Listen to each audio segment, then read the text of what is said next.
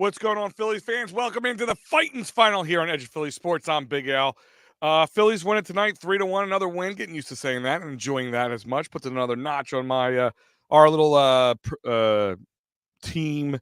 We're keeping track of our wins, losses here. So needed that to crawl out of the basement. Had a rough start in the beginning of the season, but I'm back up, and the Phillies are back up. The Brewers are in town last series before they head out to London to take on the Mets. The return of Rhys Hoskins, we're going to talk about that a little bit. Might even annoy some people with my take on it. But Phillies win, not an offensive onslaught, 3-win victory. Phillies win it. Rhys Hoskins returns to Philadelphia.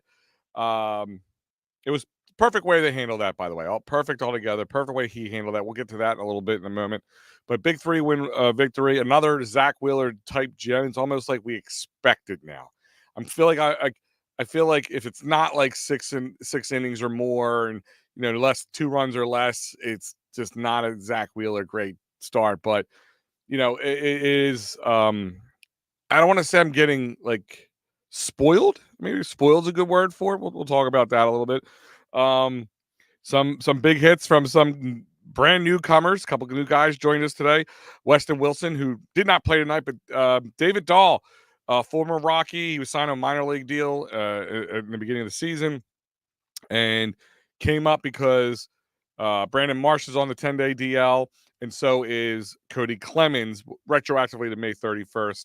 10-day starts for Brandon Marsh. But I tweeted out during this game, and I'm not trying to put the cart before the horse, and I'm sure I'm going to get called the homer name and all that stuff, but certain plays in this game, and one we'll talk about in particularly in a moment, is why I'm really high on this team. No matter who comes in here, people are producing. I think Tom McCarthy says everybody produced except for Weston Wilson so far on this team this year at one point or another, and Wes Wilson just got here today. So, take that for what it is. But this team has something special as long as they can continue. I just don't see this team going on any like large 7, 8, 9, 10 losing streaks. 2, 3, 4, maybe even a 5-game one, but I can see that being the worst. But right now, big win tonight, 3-1, puts them up in the standings, 7 games above the Braves. 2 for 4 with runners in scoring position tonight, but like I said, not a lot of offensive scoring tonight. Brewers had somewhat of a bullpen game, and I'm going to talk about that in a moment as well, because just some of those new things that baseball does now, where you have a guy goes 1 inning and then the next guy in the bullpen game goes 5 2/3. Now, granted, part of it because he did up the 3 runs that the Phillies got, but I don't understand this. Why didn't he start? And I don't know. It's just my brain, my old school baseball mentality, trying to wrap my brain around it. But guys, before we get into it all, I want to remind you that this is brought to you by PhillySportsTrips.com. I said they're heading to London.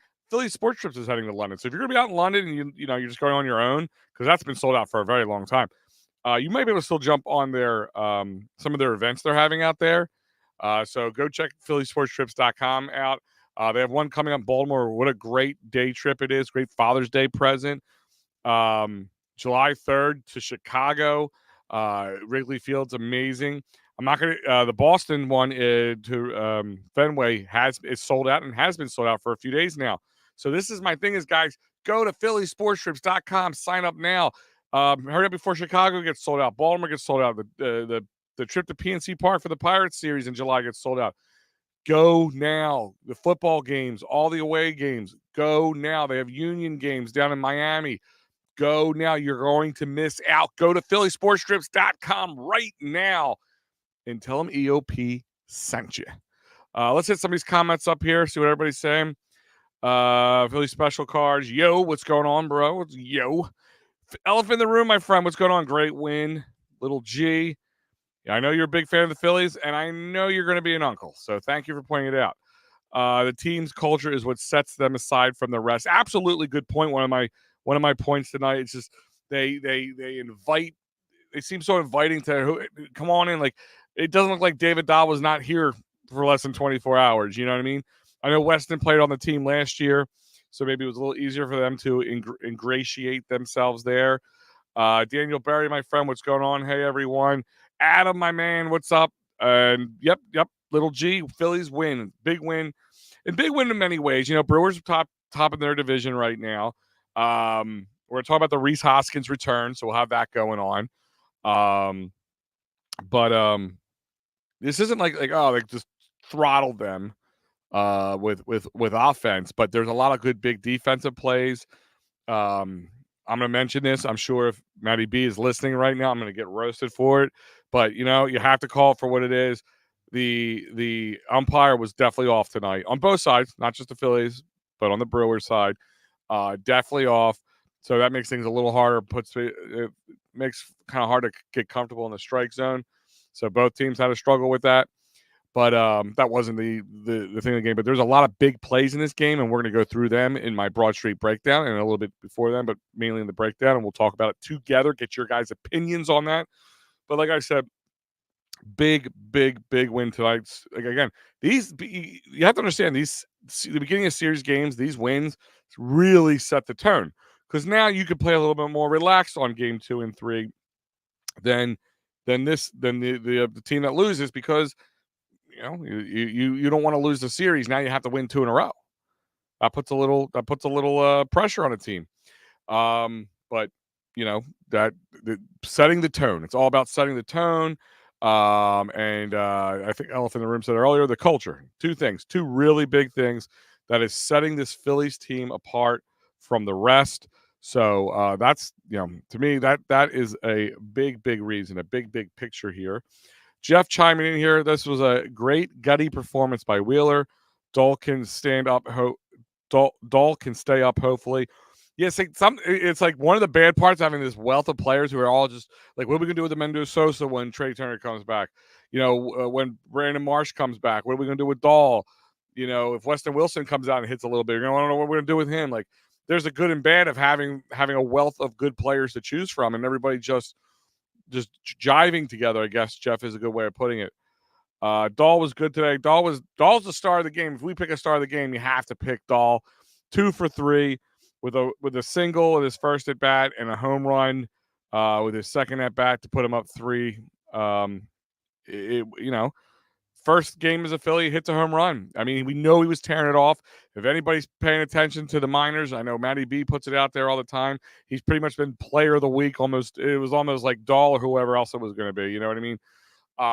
So, definitely he's from Colorado. He played plenty of time in the majors. So having a guy who has major league experience, where you don't have to worry about him getting figured out or, kind of coming up in the moments being too big. Not that it doesn't happen, but it's a big plus. He has that experience, which makes it all that much better, and easier to guide his way through. You don't have to like kind of inculcate him into what it's like to be a major league player. He's been there before. I guess we finally played a good team. Yeah, I guess there's another one. We played the Rangers. They weren't a great team at the time. The Blue Jays, they're not that great of a team, or they're 500. Well, listen, a lot of teams are 500. We're going to go through that. I'm actually going to do something a little different tonight, and I'm going to talk about the standings, but through Major League Baseball, because I want to prove a point. But yeah, I mean, we're playing a good team. The Brewers are top in their division. And we're also dealing with injuries too. I mean, look at you. We have Trey Turner, who's been out since early May, and who'd probably be out for another couple weeks, I'd imagine. You have Brandon Marsh down. You have Cody Clemens, who was knocking the cover off the ball as well, who came up because of Trey Turner. Now he's down. Now you got Dahl coming up and Weston Wilson. And Weston Wilson hasn't had a chance yet, so God only knows what we're going to get from him. So, this is John Kruk said it, I think, right at the end of the game. This, it takes a village. Not just a couple people, but it takes a village. And if everybody's hit, if you're getting it from up and down the lineup, off the bench, on the bench, off the field, in the field, off the bench, whatever you want to look at it, this is the kind of wins that this team needs. And this is the kind of win that kind of form championships. And I'm not trying to put the cart before the horse. I understand it's just June 3rd, but I'm trying to prove a point here in the sense that this is what shapes a winning team. They're going to have down times. Guys are going to struggle. Even like Alec Boehm tonight. He was 0 for 4 tonight. We'll talk about that in a moment. But he was just tearing it up. a little bit cold spot, nothing crazy, but cold spot. As long as these cold spots don't last and the other guys produce around him, it takes the pressure off him. When the whole team's not producing and it's like Bryce Harper struggling to get find a swing sometimes, it puts a lot more pressure on him to perform. Now when you have other guys, you can go a little you can be a little looser about it. Great performance by Wheels, about 114 pitches. Robbie, you playing with fire. Yeah, I mean, I think his career was a $120 when I was looking at it. So yeah, he was getting close to it. I'm okay. It's still early on enough. I'm okay. Like, I'm not really worried about it. And I guess he's not going to pitch again until I guess in London, right? I guess he'll be in London because they have 2 more games here. Then they're off Thursday, Friday, and then they have Saturday, Sunday. So yeah, so it's just lining up for that way. So hopefully he gets a good start across the pond, and we'll talk about that as well. Another injury we didn't talk about, we'll mention a little bit later, Ranger Suarez. But this team is definitely playing next guy up mentality. Yes, but this is the Phillies postgame show. But Soulworth, thank you for they signed another second guard, a backup guard. TMZ. Phil Stifel's QB rankings are the best. Yes, Phil Stifel's biggest fan, TMZ. I'm a big Phillies fan, and I'm going to be an uncle. Yes, Matty B, that's great to hear, brother. I'm so happy for you. Matty B in the Heezy, yes, he is. Alvarado is lights out. I mean, that's another thing. One of my points I was going to make tonight is that because the starting pitching's been so good, like I feel like the bullpen has kind of been overshadowed a little bit because of that reason. But that's all right. That's fine. I'm okay with that. If we're getting quality starts from every starter for the most part, then yeah, you don't have to have the best bullpen. And then when coming into the season, one of the top ranked MLB bullpen was the Phillies, and then we saw a little maybe not so much, but everybody's lax. When everybody's winning, you can play relaxed, and it makes less mistakes, and all that stuff. But guys, let's go through real quick. I'm going to run through some of these. I'm going to run through the lineup here. Schwarber, not a great night for him. And somebody's got to tell him the calendar changes June 3rd. He was 0 for 4 tonight, still batting at 234, even going 0 for 4. Remuto didn't have a great night, batting, but behind the plate. We'll talk about that in a moment. He was 0 for 4 with a strikeout. Harper was 1 for 3 with a walk. Bohm was 0 for 4 tonight, and Stott was 1 for 3. Nick Castellanos was 0 for 3 with a fielder's choice that he hit, but he scored the run. That was big. It all came from the bottom of the lineup. The bottom of the lineup is the story right now, guys. Dahl, like I said, David Dahl came up in a rush when they put him on the DL. Him and Weston Wilson are actually roommates, so they had to pack up their halves of their apartment that they're sharing or whatever and get in a car and drive up here together. So they did a lot of driving. So those guys are going to sleep like babies tonight. Sosa was 1 for 3 with an RBI, and Rojas was 2 for 3 with an RBI. So bottom of the order really coming up big, and that's again another reason that this team is like I have very high hopes for this team, and I put World Series or bust on them because you're getting that support up and down the lineup. Let's just see if it can continue through the year. And we're gonna, like I said, we're gonna talk a little bit about the Rhys Hoskins return. So we're gonna talk about that, but I'll give you the Brewers rundown here. Terang was 1 for 4. William Contreras was 0 for 4 with a strikeout. Christian Yelich was 0 for 4 with 2 strikeouts. Adames was 0 for 4 with 2 strikeouts. Frelick was 0 for 3 with a strikeout. Hoskins was 1 for 2 with the 1 run, the only run that the Brewers got with the home run. A little gift from Zach Wheeler to Rhys Hoskins. 1 for 2, Bowers was tonight. 0 for 2 was Ortiz, and Perkins was 2 for 3 tonight. So the bottom of the lineup was the most production they got for the most part from them as well. But that was with 1 hit from 5 hits, 1 run, 1 RBI, 3 walks, and 8 strikeouts for the Brewers.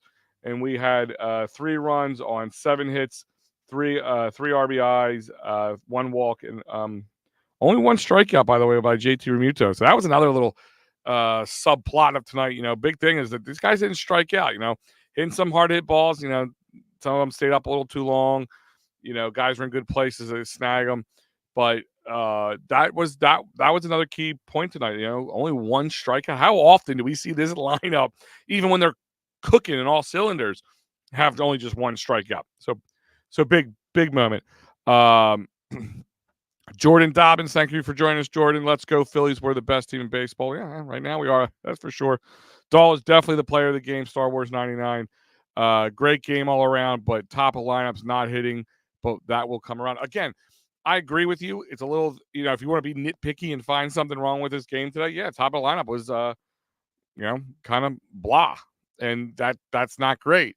But if that's what happens when the bottom of your lineup can pick up the top of the lineup, so that just makes pitchers have to pitch to every guy from Schwarber to Rojas and back around again. Like that's it's so big. That's such a huge thing that it can't be understated. Really, Mike, it really can't be understated. How if this continues, it's a little worrisome. But games here and there, fine. I'll take it as long as the back of the lineup's doing their job. Marsh hamstring sucks. You mean Marsh's hamstring sucks? Well, it's a 10-day DL stint. So hopefully that's it. He says he feels pretty good. So he feels like it's not going to be any real extra time, hopefully. So that could, hopefully it's just a little minor injury, a little setback, little bump in the road, whatever you want to call it. Real quick, guys, before we go over the pitching tonight, I'll remind you this is brought to you by cherryinjurylaw.com. That's right, cherryinjurylaw.com.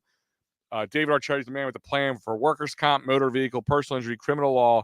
Call David 610-565-0300, cherryinjurylaw.com.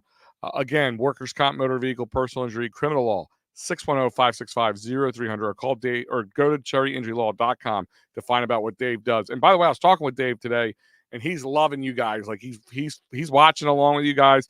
He loves the love you guys are giving him, especially in the morning show. Talking about throwing the cherries up. So keep it up. Dave's loving you guys, and we're loving you guys as well. So let's do that. Let's talk about Zack Wheeler. In my opinion, Wheeler has to stay in due to bullpen being taxed. That was one of the reasons, Mike, that they went a little deeper last night than they wanted to. So that does play a factor into it. I don't think he had to go as far as he did. They could have brought somebody in, but overall, hopefully he doesn't come back to bite us, but I really don't think so. Dave's saying too many pitches for Zack Wheeler, over 110, way too many. So 110, 114, 4 pitches makes the difference. That's a little nitpicky in my eyes. That's all I'm going to say about that. Warm weather coming, home runs loading at the bank. Yeah, but remember, they only have a couple more games here, and then they're not back at the bank for a little while after that. So we'll talk about that too in a moment, kind of looking towards. I'll be on the London game call this Saturday, so I'm really excited. I might try to see if I can bring one of the guys onto us. We can do a little London theme with you. But overall, this warm weather does play well, hopefully in favor for the Phillies. So let's talk about Mr. Zack Wheeler for a second. He goes 7 innings. We all know 114 pitches, only 5 hits, 1 earned run, which was that home run off Rhys Hoskins. A little gift, little love to former player here. 3 walks, 6 strikeouts, and he has a 2.23 ERA. You can't. This pitching, top pitching, it has to be stop rotation in baseball. I'm not saying like I know the Yankees have a really good, and they still don't have Garrett Cole in there. But right now, got to be it's the top, pitching staff of top 5 starters in baseball in my eyes. It has to be. Let's see. We need a little Matty B. I'll see if Matty B can jump on with me this weekend. I'll find out. London Field, any truth? London Field is tiny. Any truth? You heard London Field is tiny. I don't know. I'll try to see if I can get between. It won't be during this post game show, but I'll try to see if I can post something later. To see like what the outfield what it measures out to be, because I really don't know that, or at least an Al version of Matty B Jr. Now that's Patty B you're looking for, Steve. There's no Matty B Jr. here. I'll go back and forth with Matty B. Me and Matty B, we get along real well because we're willing to go back and forth with each other. We respect each other's opinions, even though we might both think we're knuckleheads at times. But that's what makes this great. No double today. Yeah, not just me today. It was supposed to be Mike Laro today, but he got called into work. So you got your man here, Big Al, with you. Sorry if that's not what you wanted, but it is what it is. It comes out of the womb hating Howie Roseman.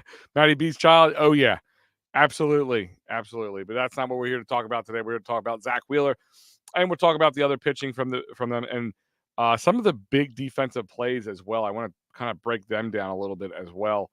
So Wheeler, like I said, 7 innings, 5 hits, 1 earned with that home run from Rhys Hoskins, only 3 walks, 6 strikeouts with a 2.23 RA. And even, I know Matty B's here. So he's gonna get on me on this one, but I'm gonna say it out loud. The umping was questionable tonight on both sides. But that both teams had to deal with it, so it is what it is. And that's right, Matty B is at 10:30 tonight, so you get plenty of time to deal with me, all the other shows here at EOP. Plus, you still get all that Matty B love or hate that you love, or I don't know how you want to put that, but all the Matty B that you can get at 10:30 tonight live here on EOP. Luckily, the Phils have a few days off. Yeah, they play today. They play tomorrow. They play Wednesday against the Brewers. They're off Thursday, Friday for travel for London, and that's the other thing. It's kind of like the Super Bowl. It's probably gonna be a lot of PR stuff too, so they need to get themselves settled in, get adjusted to the time change.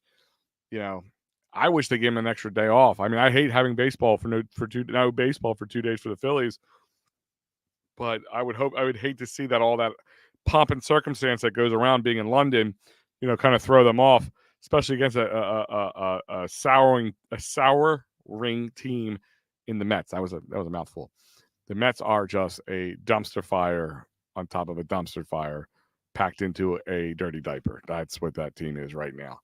But that's not here. We're here to talk about the Brewers. And Phillies victory 3-1 tonight. But let's talk about the other pitching from Jeff Hoffman. Continues to be a great setup guy with his 1.01 ERA, 1 strikeout, donuts across the board for him. Alvarado, kind of the 1-2 punch at the end of the game, closing it out with 1 strikeout, and that's it. Making it look easy with his 3.08 ERA. Like I said, when you get the starting pitching that we've gotten, it makes the bullpen guys just relaxed. They go out there and they just do what they do. And Jeff Hoffman's been a gem. I know Matty B is going to hate me on this one too, but thank you, Bryce Harper. Thank you, GM Harper, if that's what you want to call it. Let's see. The only morning game I've ever witnessed was Eagles in Hawaii on my honeymoon versus New York Giants, the Sean Jackson return game. Yeah. I'm trying to think. Morning baseball, huh? Yeah, no, I mean, morning, like, I guess when they played in London, the Eagles? What time do they play? I'm trying to remember. Was that a morning game or not? Because a lot of times they usually are. They're usually at 9 a.m. But I'm trying to think. So that would be the only other thing I can think of for any game morning-wise. But yeah, like I said, Zack Wheeler and this pitching staff continues to just dominate, give this team a chance to win, where you only have to put up 3 runs and look like you owned the game. The Phillies are now sitting at 42-19 on the year. The Milwaukee's with tonight's loss is at 36-24. Still a good team. We're above 500, guys. We're going to talk about that a little bit. Like I said, I'm not going to look at the standings for standings reason, but I want to go through this about this whole. They haven't played a good team yet. We're going to talk about that in a moment after we get through some of the Broad Street breakdown and all that stuff. But I want to talk about number one in the 3rd inning, that 1-2-3 double play, right? So the bases were loaded between some of the questionable calls from the ump, in between the he walking a couple guys in the third inning. That was probably Zach Wheeler's worst inning. He let a single up to Jake Bauers. He walked Joey Ortiz, and then a single came to Perkins. And luckily, Jake Bauer did not read it well enough, and he stayed on third. So he got the bases juiced at that point. So that played a little bit in our favor. And hey, listen, good teams, they need a little luck on their side, and that was good. It was a bad base running decision because they should have scored at least on that one. But they were able to keep it to 0 damage when they hit the ball right back to Zach Wheeler. Zach Wheeler threw it back to JT for the force out at home, and JT was able to turn and gun it from the sidearm and throw out Bryce Terang, however you want to say it, at first base. So it was pretty. It doesn't sound pretty, just like 1, 2, 3 like that, but going down and throwing it from the angle after tagging out and being able to gun it down to first base, and Harper able to snare it at the same time. 1, 2, 3 from ZACK to JT to Harper. Beautiful, pretty. You couldn't make a movie about a baseball game and draw that up any prettier than that. So that was a big moment tonight. And of course, David Dahl. Like I said, if you watch any of our Matty B's down on the farm segments, you've been hearing a lot about him. Like I said, he signed him to a minor league deal. He has Major League Baseball. He's played in the MLB, I should say, when he was playing for the Rockies. He was a top pick at one time. It was an all-star, I believe, at one time too. So you might find a little dime in the rough with David Dahl. So this should be interesting. Like it might. The only problem you might have is who stays and who goes when Trey Turner and everybody comes back from health. I just actually saw the double play once again. He threw from down on his knee, gunned him out at first, was able to throw off to the side, and Harper was able to keep his foot on the bag and get out Terang. So it's pretty. It's as pretty as it gets. I mean, they have a 25-19 home record now, and this team, the home cooking's good for this team. It's just what it is. Star Wars 10 a.m. Sunday sucks for me for B, I guess for me. It's tough. It is. Awesome double play. Yeah, absolutely, Ellis. It was one of the prettiest double plays. Definitely a highlight reel for the whole year. Like, this is like when they're making highlight reels for the postseason to get people excited. That's one you put in there. Like that's a memorable double play you're going to remember in August, September, and when they show it again in October on those highlight reels. That's the kind of highlight reel that is. So London considered different time zone. Yeah. David Dahl sounds like a pro golfer. Yeah, it does. If this were 2025, would Justin Crawford have been called up today? I think that's a fair expectation and question. Very fair question. Expectation? I mean, it really depends on where he's at. I mean, we've seen guys like Rojas come up through the system pretty quickly. Kerkering coming up through the system pretty quickly. It really just depends on where he's at. And if it was 2025, yeah, maybe don't even sign a Cody Clemens back or something like that. It really does depend where they felt he would be. I mean, it looked like a lot of they were putting a lot of their eggs in the basket, like before they signed Nola and all those things of Andrew Painter being ready. And then, of course, when he went down and had to have Tommy John surgery, getting the kind of start we're getting from Ranger, picking up Turnbull and getting what they got from him. Still, that's kind of one of my sticking points with the Phillies right now. We'll talk about that later. He has church Sunday morning. Absolutely. Yeah. I mean, mornings are tough, especially when you're not used to it. Come home at lunch, sit down, maybe barbecue a little bit for lunch, and you can sit down and enjoy the game. And when it's done, you still have, late afternoon and early evening ahead of you before you have to get ready and go to work on Monday if you're, a normal 9 to 5 guy. So, yeah, I mean, it's one game is at the end of the world. Go to Saturday night church, Saturday night mass, or go early in the morning if it's like an 8 o'clock mass. That way you don't miss it. So you can work your way around that. But guys, let's hit that bottom line.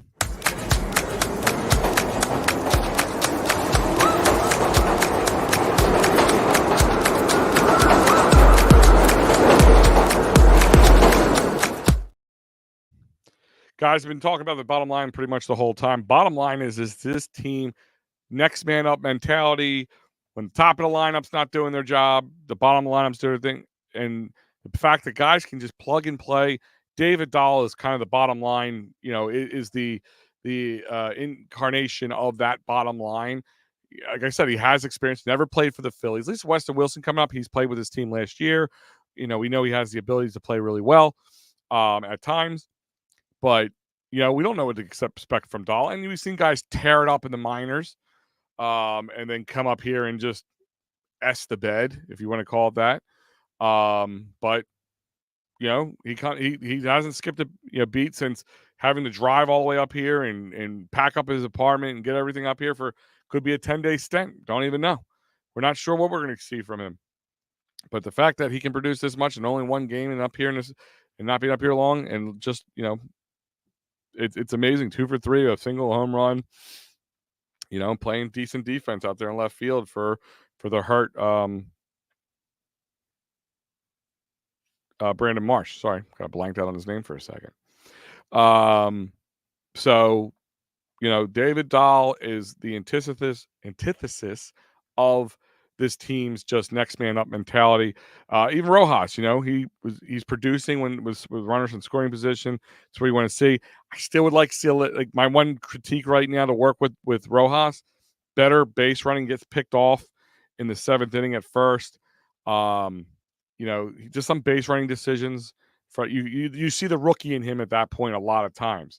For the most part, his defense is pretty flawless at times, makes some like little rookie mistakes here and there, but for the most part, pretty flawless. His batting has been a lot better by far from what he was started off this year, and people wanted him out of here. But batting at 233, 2 for 3 for tonight with the RBI. You can't ask much more from your 9-hole hitter than that. That you need to be very suffice with that from your 9-hole hitter. Like you can't, like I said, you can't ask for much more. Let me hit some of these comments real quick. Not gonna lie, I think Kerkering is ahead of schedule. I'm very pleased with his change in pitch mix. Yeah, absolutely, Steve. He came up here, we saw him kind of speed through the minors to get up here at the middle of September and be on the rotation for the postseason. And, he did well at times when in the postseason, but there's at times he got a little shell shocked at times too. He didn't have really much pitches to mix in there, but yeah, adding in these pitches, you see a very, very mature rookie in him because, for the most part, he's a rookie. I know this is his second year, but he only played 2 weeks of regular season baseball and then the postseason last year. So in my eyes, it's still pretty much a rookie year for him. The pitch mix has been the command.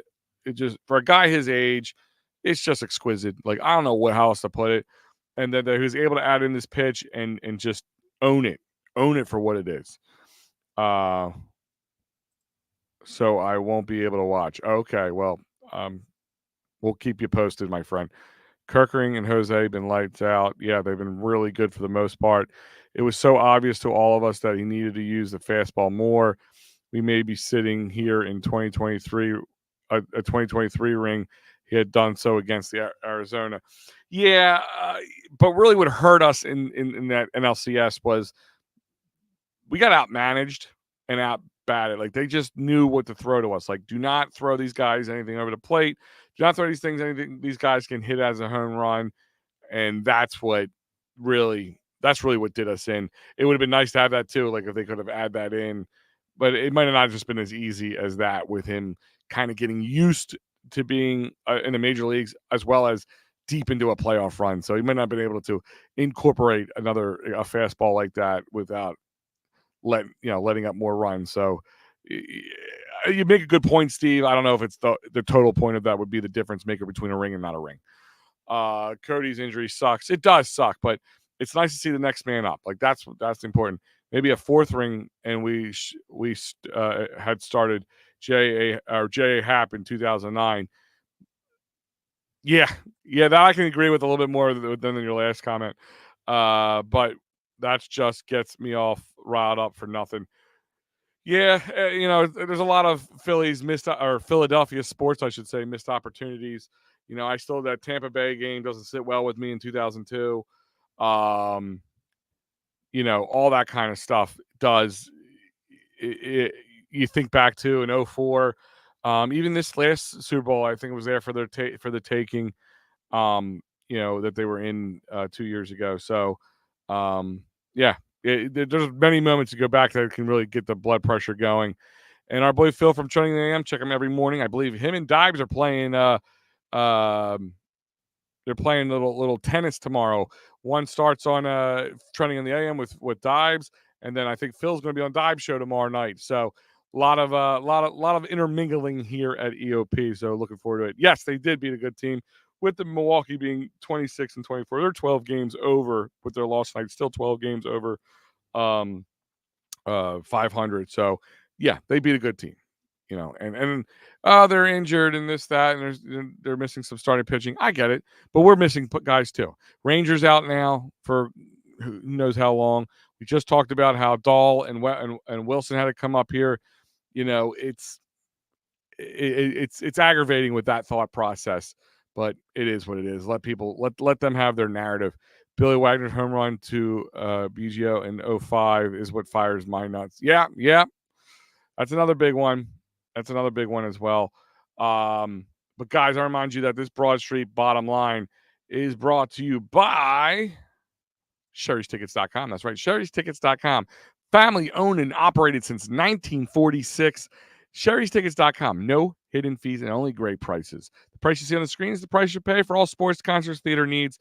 Go to Sherry'sTickets.com and use that great promo code EOP10. That's right, EOP10. We'll save you guys 10% off at Sherry'sTickets.com. So I'm gonna tell you, I'm gonna go through the standings and do a little reason. I'm gonna show you something here, kind of prove a point here. But in a moment. But first, I want to kind of take you guys around the bases.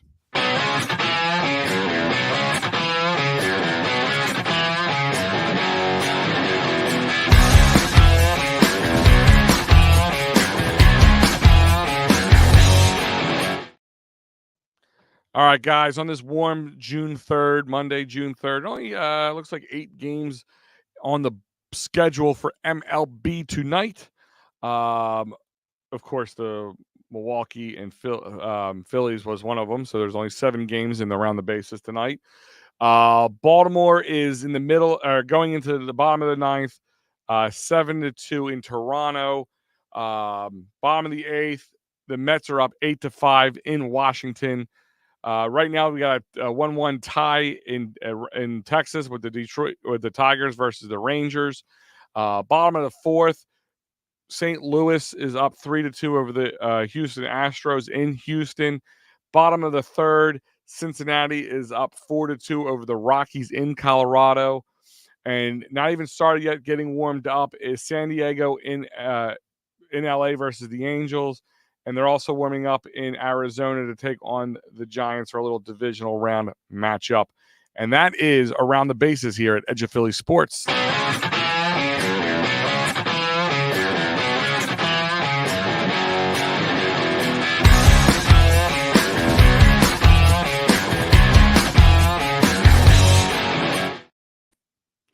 So, like I said, I want to talk about the standings for a brief moment because of, like I said, the point I want to make.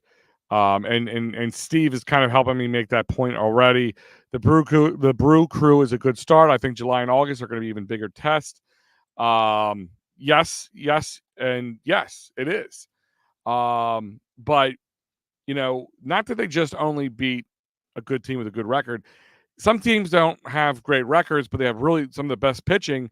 Just like we did with the Blue Jays and stuff earlier on, and they walloped some of these teams.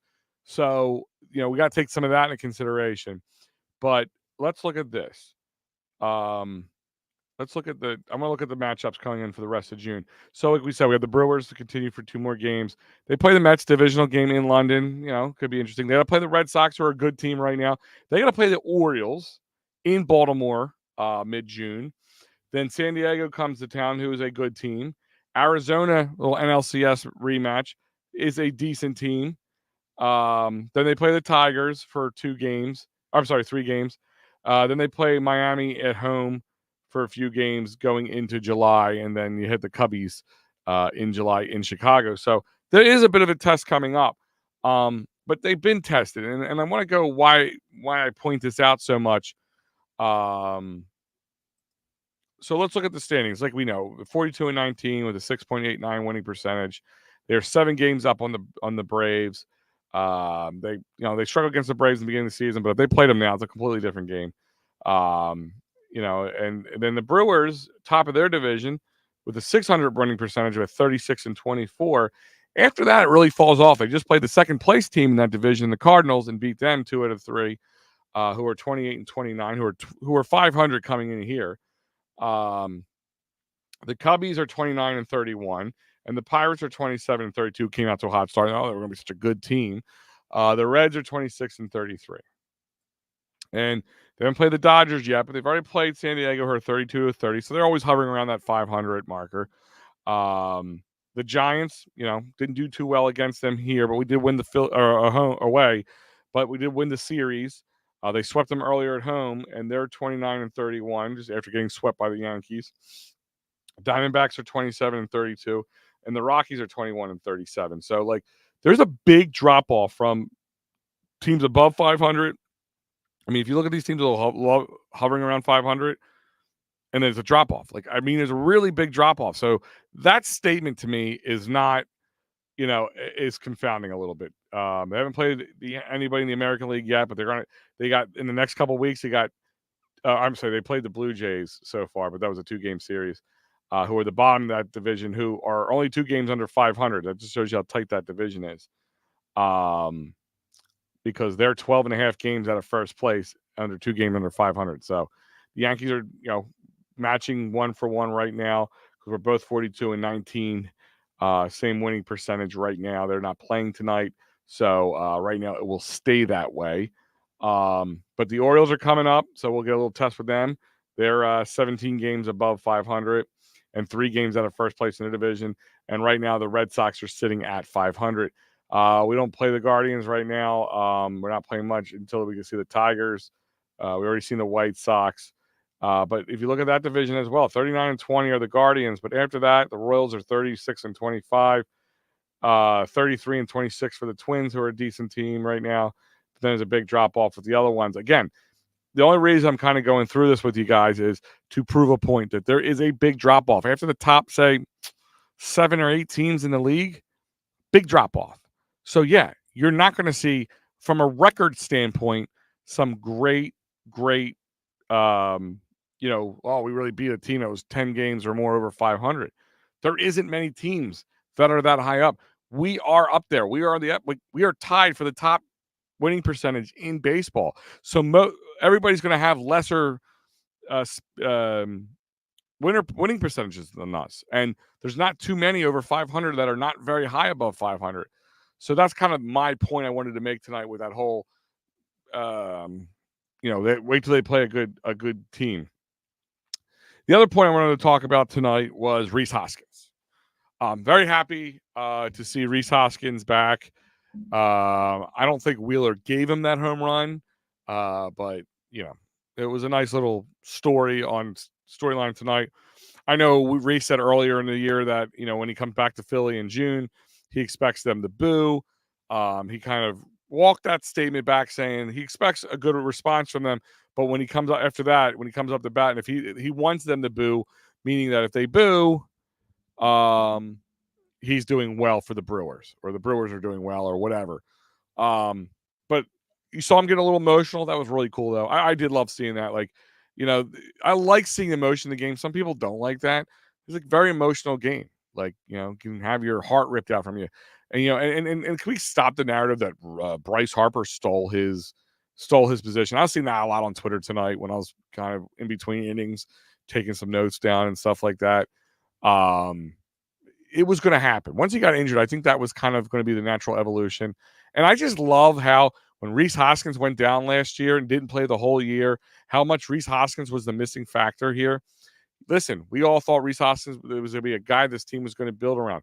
Rhys is a good player. That is it. Rhys is a good player. He's not strong defensively. He is good at the bat, but has very big cold streaks and, misses some time. He already missed some time with the Brewers. We saw him miss the whole last year and time before that. I don't understand. What I don't get is how not too long ago that most of this fan base was over Rhys Hoskins, was over the Rhys Hoskins product, if you want to call that, or the Rhys Hoskins, just striking out, going on these huge cold snaps, and he had a really big 2022 with us, especially in the postseason. He really came alive. The whole the whole bat spike, that was for kind of a forever thing that will be kind of etched into our brains for many, many, many years to come. But the narrative that like Rhys Hoskins is, we wish he was still on the team. I mean, I don't dislike Rhys Hoskins, but where would we put him? Where would Rhys, like, we're having a hard time trying to keep David Dahl on this field, or Cody Clemens. If Rhys Hoskins was here and maybe playing left field or platooning in left field or something, or Bryce was back in right field or whatever, where do you put people? Like, you have only so many spots to play people, so many bench spots. You can't keep changing the lineup constantly, day in and day out. Where would you put him? And here's my thing: is you bring him back on this team, he goes through one of those cold snaps, people will be asking him to send him back to Milwaukee. Like, that's my key thing, is like, let's not forget, okay, how we were over him, and to say that Bryce stole his job or his position, is nonsense, absolute nonsense. There's a big parallel between Hoskins and Burrell. Steve, absolutely. Just a reminder, just kind of a brief reminder about Pat Burrell. When he came up as a rookie, people thought, he had this really good year, and then he was cold for a while. He was real cold for a while, like not just for seasons. Then he had a really big 2008. I was over Pat Burrell by 2008. I really was. Like 2006, 2007, I was over Pat Burrell. The Pat Burrell story was old to me. He was a big proponent of the 08 series, or 08 season. But then he went on to San Fran and had a bit of a resurgence in his career. Maybe this is what Brewers will do for Rhys Hoskins. Defensively, not the greatest, Pat Burrell, but when he had his power bat, he could carry a team, and that's what Rhys Hoskins could do. But this whole narrative that like I said, Bryce stole his job and he was the missing link last year, and all those things, that's BS. I remember, we all remember the fond moments, but forget some of the. I mean, in 2022, in the postseason, he didn't come alive into that later in the Brave series, and but he was a big reason that postseason was as big as a run as it was. But there's plenty of times he was cold too, like the rest of them. And in the regular season, there's a lot of guys that I work with here at EOP who were over him. But like I said, I want to show him love, and he will be one of those forever Phillies to me. But again, to kind of pump the brakes on, like, he's a big missing piece here. I think we would already ran him out of here even without the injury. People get on Cassie, but we forget Burrell hit 209 for a whole year. We let him have it, but people have bad years. Yeah, and if you kind of look at Castellanos' numbers from a year-to-year basis, like, he has up and down years. Like, you can have a 300-plus year, and then he has like a 225 year, like, and especially over the last 4 or 5 years. So he was a bit of a gamble a little bit to take here. But unfortunately, last year was that good year, but still plenty of time for him to get better and move him down to the 7-8 spot and let him just go there. And maybe having a guy who can have the power in the 7-8 spot is great. I mean, he had the last couple games he had a really good 2-hit games, and tonight no go tonight, 0 for 3 tonight, big 0 for from tonight, typical Castellanos. People want to run him out of town. I wouldn't say I'd run him out of town because you ain't gonna get much for him, but keep him low in that lineup. 7, 8, 9, or 7 or 8, I'm okay with. Bryce missed some time last year. Bryce missed plenty of time last year and the year before that. Bryce didn't come back and start DHing until would have been about like a week or two ago, 2 years ago, from late May. This first year he had a full preseason and spring training and was able to come up. But like I said, I'm not trying to rain on the Rhys Hoskins parade, and I love the fact that he's back, and I've been sharing out the posts that we've been putting here at EOP, and it was nice. But I'm done now. There's no more need to standing ovation or applause for him. We had it when he came up. You could see it in his face. He was trying to hide it. He was welling up, which is cool. That's really cool. I'm glad that we as a fan base and players of a team meant that much to him, even though there was plenty of times we roasted his potatoes, man. Like, and rightfully so. Not that he did not deserve it. That is good to see. It kind of warms the heart a little bit as a Phillies fan that we can leave a lasting mark on a player. Excuse me. But my ultimate point is, that's it, man. Came up to bat. He had that one home run. He got walked the one time, which was some questionable pitching. But that was it. That was a nice little story. That's what I wanted for Rhys. Get yourself a nice little hit that doesn't make a difference in the game. But overall, that's it. That's what I want from the Brew Crew for the rest of the way. Sweep the Brewers, send him back, make him regret that he couldn't stay here. I'm not regretting moving on from Rhys Hoskins. I really am not. I know it might not be a popular, I'm not even calling it a popular stance on Rhys Hoskins. Thank you for your service as a Philly.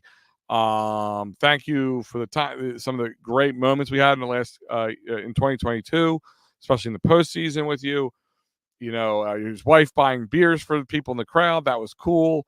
But at the same time, we have a really good team here, and there just really wasn't a spot for Rhys Hoskins and his shoddy defense and his streaky offense. So it's could you imagine having him being streaky and Castellanos? We'd probably be a lot different record right now if that was the case going on. Steve saying it is scary. Cassie may be a decline, but I think he can turn it around. Maybe not to his historical numbers, but certainly not where he is now. And that's the thing, is he doesn't be historical. I'll take a 260, 270 hitter, especially if he's going to be. That's what I'm saying. Put him in the 7-8 hole. Take the stress off of him. Let him play. Don't let him bat behind too far behind, like your fourth and fifth batters, because they get guys on base and then he comes up and struggles.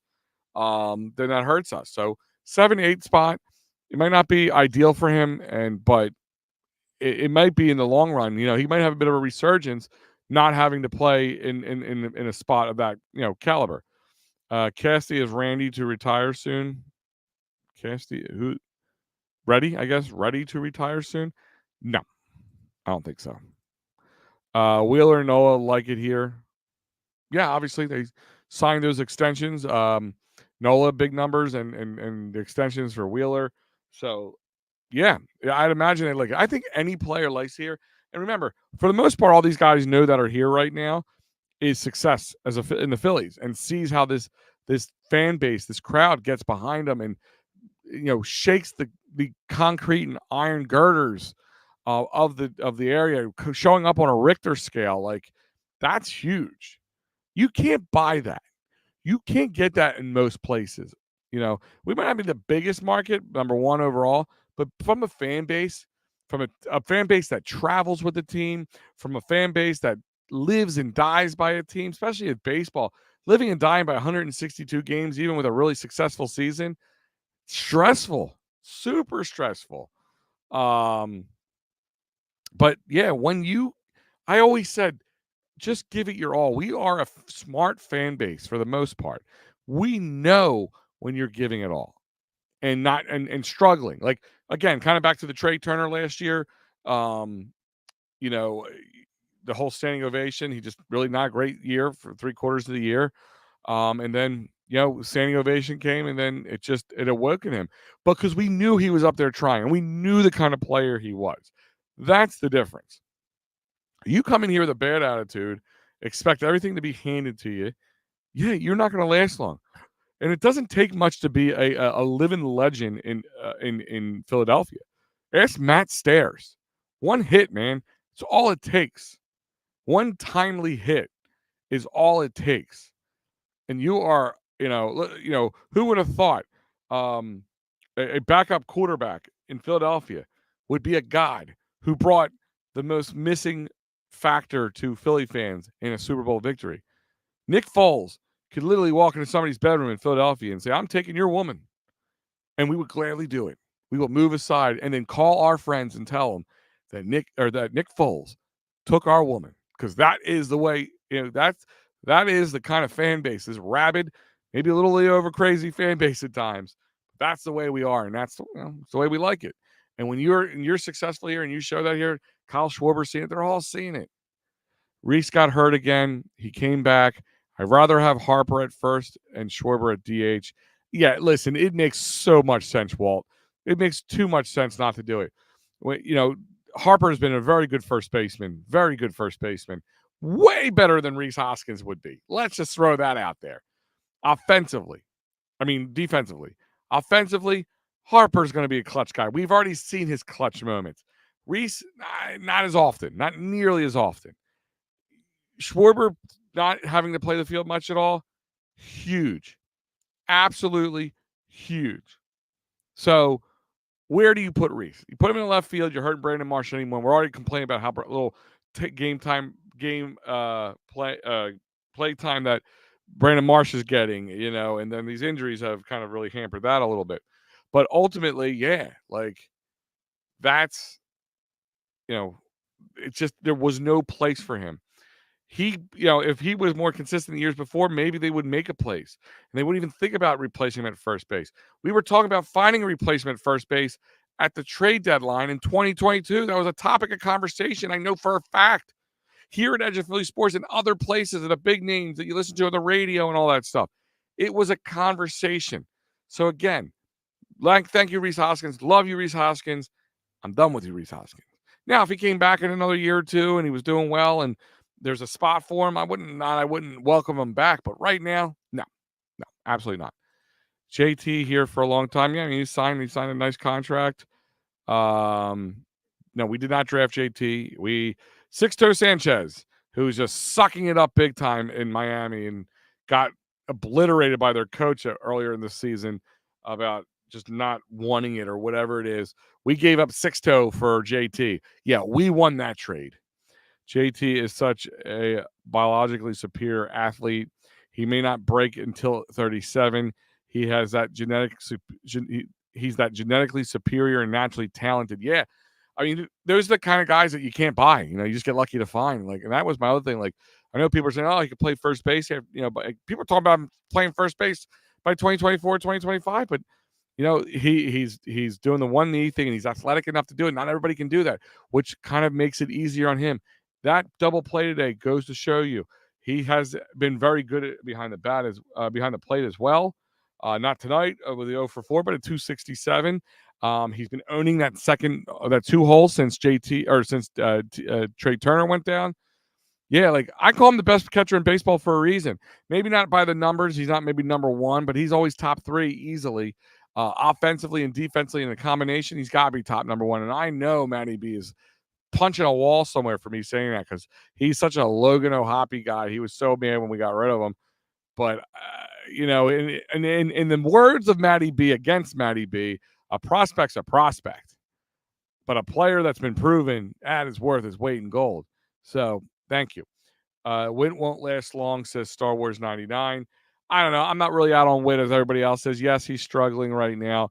But obviously, I don't want to say they benched him, but, within an hour of them announcing that they're bringing up Weston Wilson and David DAHL, he was out of the lineup, and here's David DAHL in. JT is a Marlin draft pick. His entire family pedigree is completely unreal. Absolutely. Nola is going to be here for his entire career. Yeah, it seems that way outside of a trade of some sort. I don't even know if there's any trade clause in his contract. Witt is an odd position between age and playing time. Yeah, the thing about Witt is Witt had kind of a late bloomer, I guess a good way of putting it with Witt. And with him being a late bloomer, made him be able to go a little later in his career. He can still run around the bases. He's older, but he's able to produce. He's only here $8 million 1-year contract. So if he does end up S in the bed this year and just not being that big of a deal, we're not we kind of like bench him or whatever, so be it. It's 1 year, 8 million. It's pocket change in the scheme of things. But I think Merrifield will bring something. Maybe not to the postseason. Maybe not to late in the season like Trey Turner did last year. But I think I'm not out on Witt like everybody else is. Like, to be honest with you. And I think, guys, that's about it tonight. We went an hour long. I haven't been on the post game for a little while for last week. I pretty much was not on here all last week. I want to thank the guys for helping me out. For those who don't know, I do run charitable event called Delco Day for those who are from the Delaware County area. It's actually a holiday in the state of Pennsylvania. And we have our big yearly shindig, which is 1,500 to 2,000 people coming in, having a good time with a lot of vendors and live music and just crazy Delcarnians, all for support of a great cause and Headstrong. So I was kind of wrapped up with that all weekend long, getting it all. I mean, that's a whole year process, getting, especially in 6 months, especially. So I'm always working on that. But the week before, leading up, a lot of moving pieces moving up. So I want to thank the guys for holding the fort down for me. Thank Joe and Fred for holding the fort down for me on the other end of it, from the management end of things. And thank all the guys who came out to support Delco Day and had a good time. So Delco Day 9, there will be a Delco Day 10. We haven't officially announced it, but there will be a 10. We got to do at least 10. So I'll keep you guys posted for next year if you guys want to come out. So I want to thank everybody for supporting us. Got a couple more comments here. Witt just missed the Royals World Series team. Yeah, he did. And I wanted him here in 2021, man, so bad. But he is Mike Arbuckle pick and JJ Piccolo special. Yeah. But guys, I want to thank you tonight. I want to thank our great sponsors as well, including Dolan's Bar, 24 East Sellers Avenue in Ridley Park. Quizzo Music, Great Times, Memorabilia. Dolan's Bar. You never knew who's going to walk in. Dolan, he was just hanging out with a bunch of former Eagles the other day, having dinner with them, because that's what PJ does. He's a cult hero. He is the man. And he always knows a good time. Like we just talked about a couple of weeks ago, or a week ago. We had a great time with Mickey Morandini and John Kruk, as well as Hollis Thomas was there, and Irvin Fryer was there. So go down to Dolan's, guys. Check it out. Go follow him on all social media. Tell PJ that EOP sent you, Fighting's Final sent you. Other than that, guys, I kept you on long enough. In another half hour, you'll be having some Matty B time. So 10:30 brings on, it's Matty B witching hour. So guys, check out EOP. There's a lot of things going on as we speak. Thank you for joining me, and we will see you guys next time.